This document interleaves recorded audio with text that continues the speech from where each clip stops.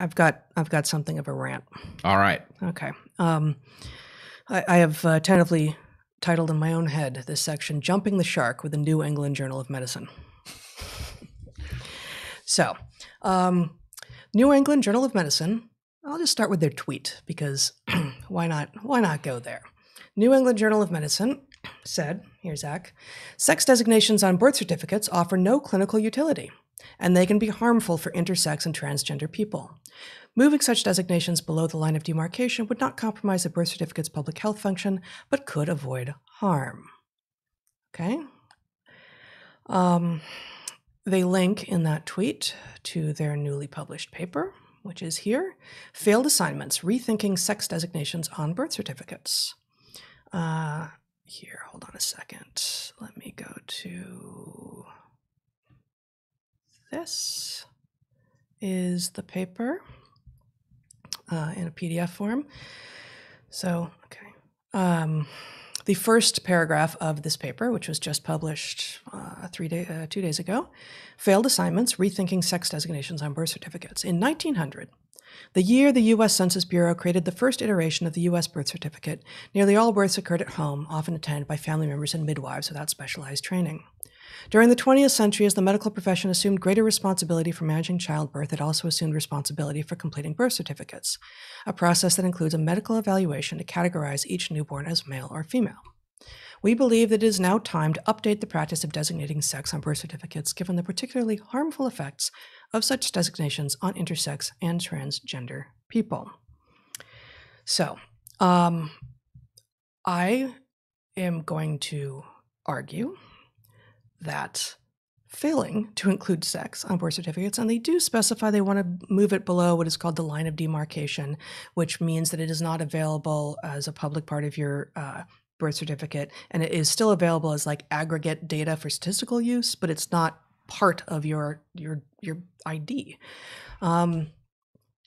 That, in fact, doing this will cause much greater harm, much greater confusion societally, but also much greater harm, mostly to women, but also potentially to men, because so much of our medical models until recently have been based on research on men and have assumed that the male model was the one that applied to everyone. And in fact, we now know, and I'll provide a ridiculous amount of evidence here, that men and women have different outcomes, different etiologies, different disease progressions for so many conditions, that if we start pretending at the level of birth that this is not true, we are going to cause a tremendous amount of harm, all in service of okay, so intersex is real.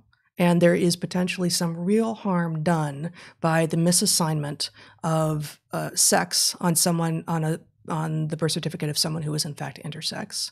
And trans is a muddier issue, but we will get back to that. So I want to read 2 more paragraphs from this paper and respond to them. 1 paragraph. Designating sex as male or female on birth certificates suggests that sex is simple and binary when biologically it is not. Sex is a function of multiple biologic processes with many resultant combinations. About 1 in 5,000 people have intersex variations. As many as 1 in 100 people exhibit chimerism, mosaicism, or micromosaicism, conditions in which a person's cells may contain varying sex chromosomes, often unbeknownst to them. The biologic processes responsible for sex are incompletely defined, and there is no universally accepted test for determining sex. Wow, that is so many numbers. Like, I'm super impressed with them, aren't you? They used a lot of numbers. But like, I got a few numbers too. You get some numbers? I got some numbers. All right. So we have been sexually reproducing with 2 and only 2 sexes uninterrupted for 500 million years. That's a conservative estimate. You're not talking about you and me. That You're goes talking back about to vertebrates. Right. That's like adaptive immunity and sex for sure have been in our lineage for 500 million years uninterrupted. But that's conservative. Probably sex with 2 and only 2 sexes goes back 1 to 2 billion years in our lineage to the so-called LECA, the last eukaryotic common ancestor. That's an acronym, LECA. And maybe that's 1.2 billion, maybe that's as far back as 2 billion, but we're talking billions. That's a lot of zeros for you guys who are using all these numbers and clearly don't know what they mean. Also, we do have a universal way of defining sex. Actually, apparently you haven't been thinking very clearly about this. It's called gametes, okay? If you produce or could or will or do or might have the machinery to produce gametes that are tiny and zippy, you're male. And if you produce or could or will or do or have the machinery with which to maybe or will in the future or did in the past produce gametes that are big, full of cytoplasm, and stay still or sessile, you're female. Simple, right? But that didn't have very many numbers in it, so it's not very sciencey, is it? If it doesn't have numbers, it's not sciencey. So here's a couple more numbers. Sex ratios return to 1 to 1. They do. There's a lot of math behind that. I'm not going to go there now, but that means with all due respect and recognition, as I already did, for the existence of intersex people, and who are very, very, very rare, and the also incredibly rare truly trans people, roughly half of any population at any moment is male, and roughly half of any population at any moment is female. Sex differences manifest in many places because, as I already said, most of what we have known until recently about medical processes and treatments have been done on men. If you start confusing men with women and vice versa and don't let it be clear, what you're going to have is a whole lot of downstream health effects, mostly cascading to women's health. So here are just a few. Let me pull these up. So here's the article. You can just show my screen throughout this sec. We have this article published in 2020 by the prestigious New England Journal of Medicine. Here's a 2008 paper reviewing the sex differences in Alzheimer's disease, not just in progression, but in etiology, just in symptomology and how it presents. Here is a 2017 paper on sex differences in the epidemiology, clinical features, and pathophysiology of migraine. Here's a 2002 paper on the biological basis of sex differences in drug abuse. Here is let's see, when is this? Where's the year on this? I can't find it. 2013, a 2013 paper on the sex differences in Parkinson's. Here's one from 2003 on sexual dimorphism and asymmetries in the gray-white composition of the human cerebrum. That's brain differences, like actual anatomical, physical brain differences between men and women. And here's one on the sex differences, fascinating, on the structural connectome of the human brain. That is to say, the ways in which the neurons are intersecting, connecting. So there are no differences. Bullshit. This is ridiculous. And I cannot believe what is happening. I cannot believe it. I was reading this paper and I said to you, I feel like society has jumped the shark.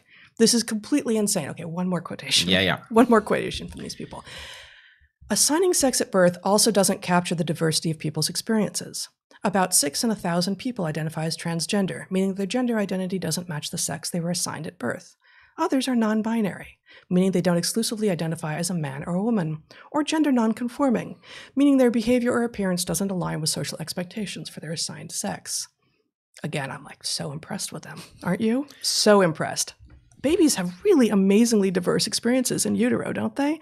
And then, of course, the ones that they're later going to have, all of that has to be captured on the birth certificate. I'm wondering, too, about those other people who identify as different species, like the otherkin, like they identify as elves or sea snakes or something. Well, in order to be respectful and fully inclusive of the otherkin, I feel like we should put sea snake on their birth certificate. Oh, wait. Actually, we're doing something else. We're just taking human off of all of our birth certificates. We're now not going to assume species because some people are delusional and think they're not human. That's not how this is supposed to work. What the hell is going on? Well, what the hell is going on? First of all, I am shocked to discover that birth certificates do not capture the whole experience that people have in life. I mean, I know. They're defective documents, clearly. Totally shocked. Here's what I think is actually going on. I think that there is actually a central argument that can't be won and must be won for the trans activists to succeed, right? So you're talking about the trans rights activists, not the different, slightly overlapping population of people who are actually trans. Right. Right? Exactly. Okay. I think the argument that has to be won is that science is supportive of their position. That there is no distinction between a woman who arises at womanhood through regular developmental processes and one who arises there through transition. Okay. So in order to get there, they have to attack the sex is binary and basically say science has concluded otherwise, right? And they are muscling things like the New England Journal of Medicine, which we're going to return in a later episode to the corruption of science journals and things. But what you're effectively seeing here is that a corrupted science journal is willing to go along with this nonsense that anybody associated with this journal should know better than. Most of them will not understand that the game is not chromosomes, that it is in fact gametes. But nonetheless, well, it could be corruption, and it could be a form of don't hurt me. That's the same thing. It's so, but no, I mean, corruption is an umbrella category. Yes. So there can be multiple kinds of corruption, and one of them can be motivated by fear. And just like what I was calling the "Don't Hurt Me" walls that had all the Black Lives Matter stuff on them during the summer in storefronts, lest they be vandalized. This is kind of a "Don't Hurt Me" article. Okay, any New England Journal of Medicine is playing by your rules. Please don't come after us when we publish something that maybe you don't like. Right. I mean corruption in the sense of that file is corrupted, right? There are many forces that distort what you might find in a science journal. Some of them, you could find outright bribery. You can find many things that are shy of outright bribery but function like it. You can find canonical ways in which it becomes confused. But the point is, what you're reading in there isn't what it seems to be because it's been corrupted by some force. And here I want to try to draw out the argument, okay? The argument is, you will find in many of the things that we are fighting over that you never imagined we would have arguments about. There's a basic process, which is there are two poles having an argument. And what they do is they stamp out the space of nuance in between, right? So you and I are trying to hash out an argument that is in the space of nuance in between.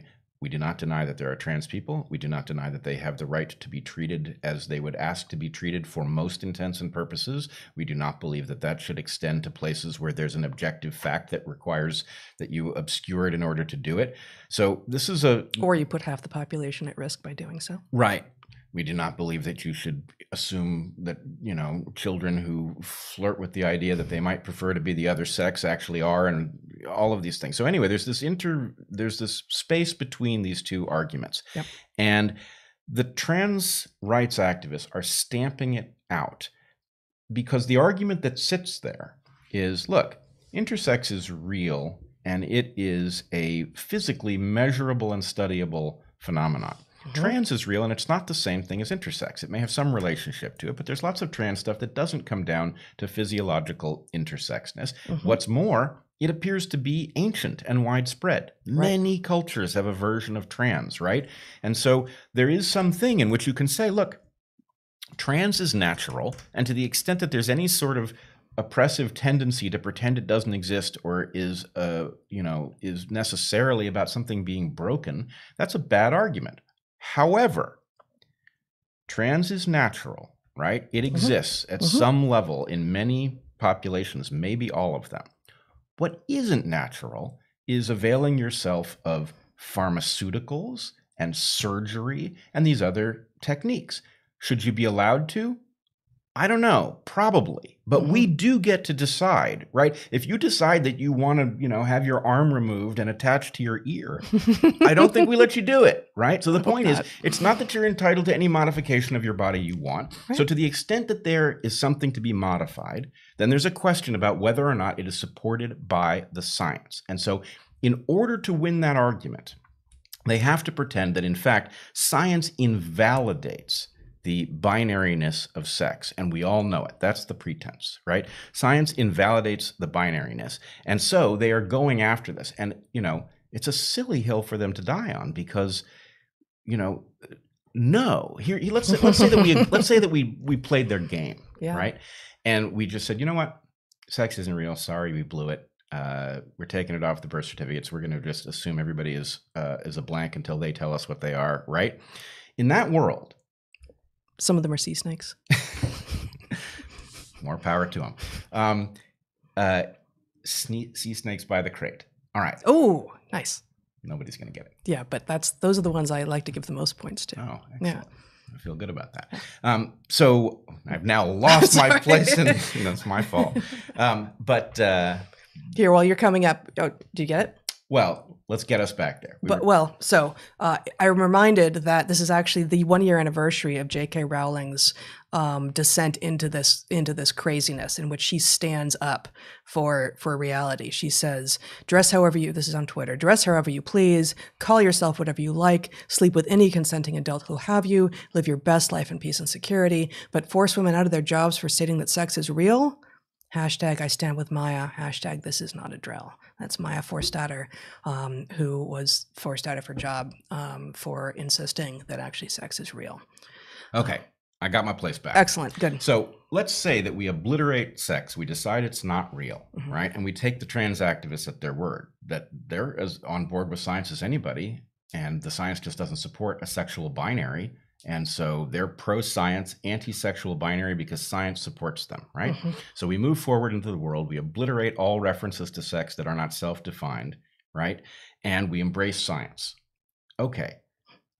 Science is going to rediscover the awkward fact of sex again and again and again because it's so very reliable. Right? In other words, in a world where there was no sex, some bright graduate student is going to come up with the idea, I wonder if somebody having a penis at birth is predictive of the content of their cells at any level. I wonder if it's predictive of their likelihood of getting Alzheimer's late in life. I wonder if it's, predictive of some feature of Parkinson's disease. So the point is, you cannot get around the fact that you can have a lot noisier correlations than sex and still have a valid pattern worth describing, right? Sex is so low noise with respect to how much variation there is with respect to the basics that it would be impossible not to constantly be rediscovering it if you just simply blindly point science at interesting patterns everywhere, right? You'll find sex like many times a week. So anyway, I think the point is, look.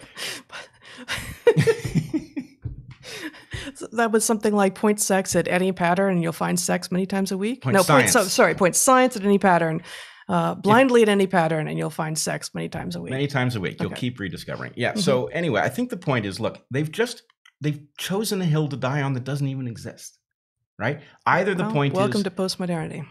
That's it, right?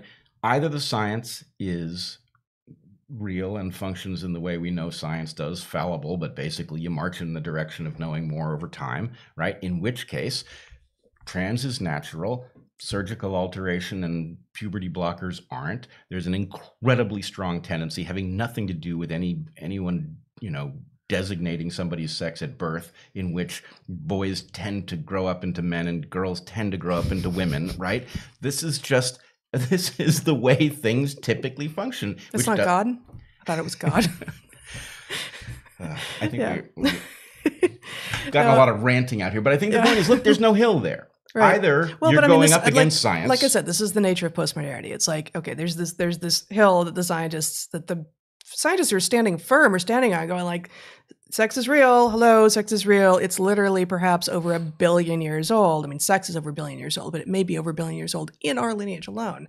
And they are over here in Flatland or in a depression going like, that's not a hill. Those aren't hills. We're on a hill. We're on the hill. Like, we got the hill. We got the hill, and the hill just happens to agree with our idiosyncratic and self-incompatible set of beliefs. Yeah. Right? And, oh, by the way, totally delusional. Yeah. All right. Well. Good. That was fun. That was fun.